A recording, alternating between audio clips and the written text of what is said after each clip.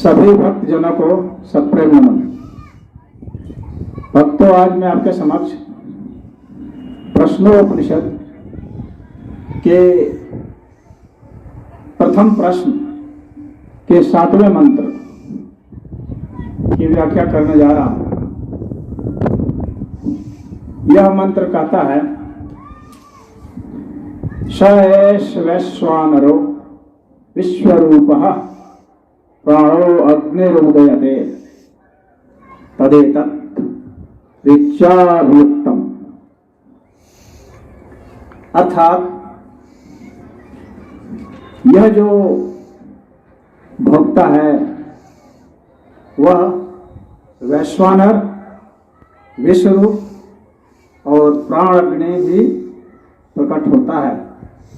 यही बात ऋक ने भी कही है।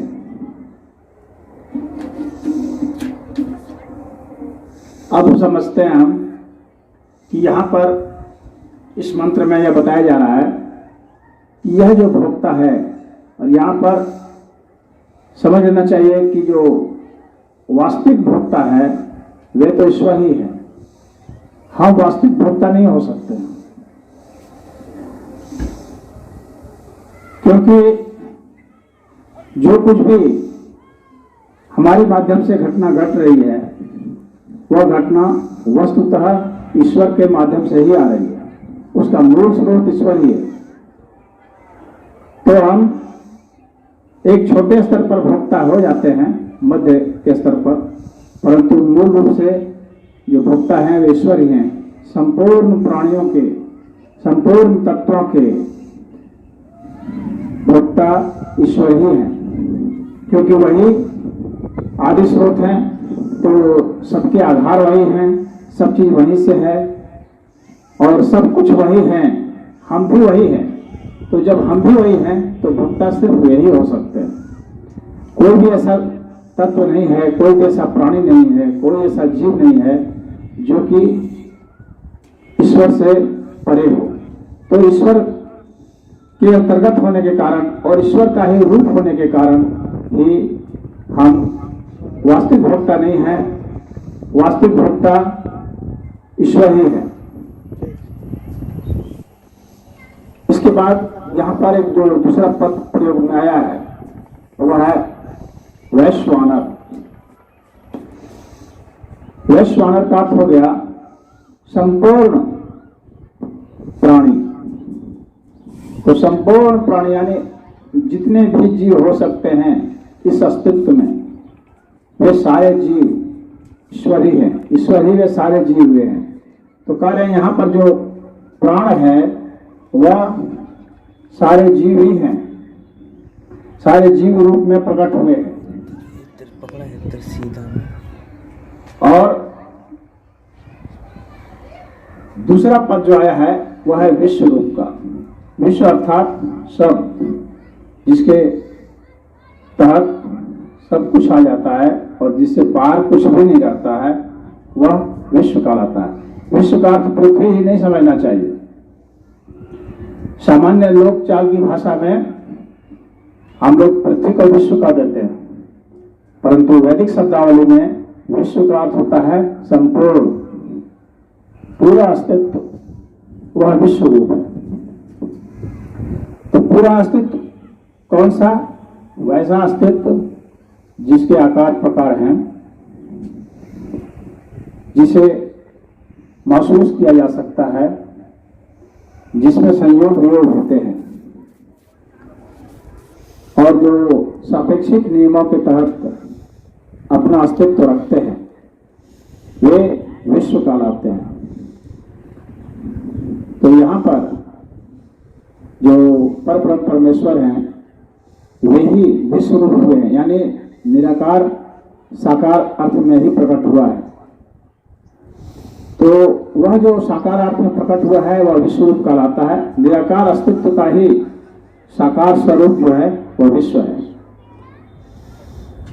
तो वे विश्व रूप हैं और उस विश्व रूप में जो प्राण है, आगे कहते हैं प्राणो अग्निरुदयते। तो उस विश्व रूप में जो प्राण है यानी जो शक्ति है, शक्ति का भी आदि स्रोत जो है वह यहाँ पर जो अग्नि है वह शक्ति के अर्थ में है, और जो प्राण है वह उस अग्नि के स्रोत के अर्थ में है। यानी उस शक्ति की भी जो शक्ति है, उस शक्ति का जो संचालक है वह प्राण है। तो कहते हैं कि वह जो विश्व रूप है वह भी ईश्वर है, जो वैश्वानर है यानी सारे प्राणी जो हैं वह भी ईश्वर है, और जो प्राण है यानी शक्तियों का जो आदि स्रोत है, जो सबको स्फुरित करता है, सक्रिय करता है, जिसके कारण गतियां होती हैं, वह भी ईश्वर है। और उसके बाद जो शक्ति है, यहाँ पर जो अग्नि तत्व से उसे संबोधित किया गया है, तो जो अग्नि तत्व है वे भी ईश्वर हैं।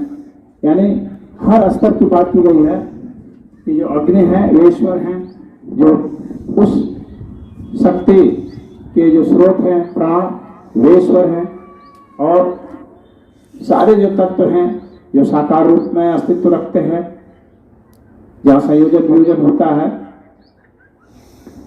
जो सापेक्षिक जगत है वे भी ईश्वर है।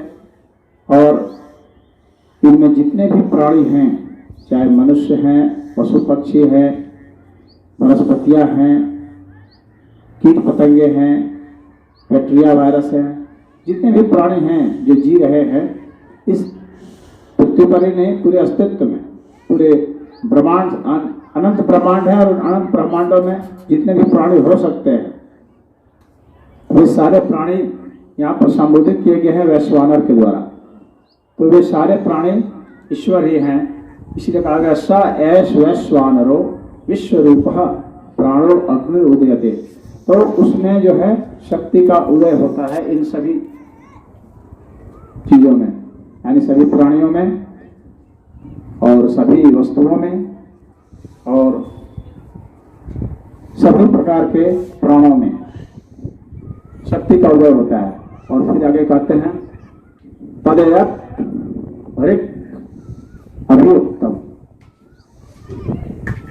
कह रहे हैं कि ऐसा ही ऋक् में अर्थात मंत्र में कहा गया है।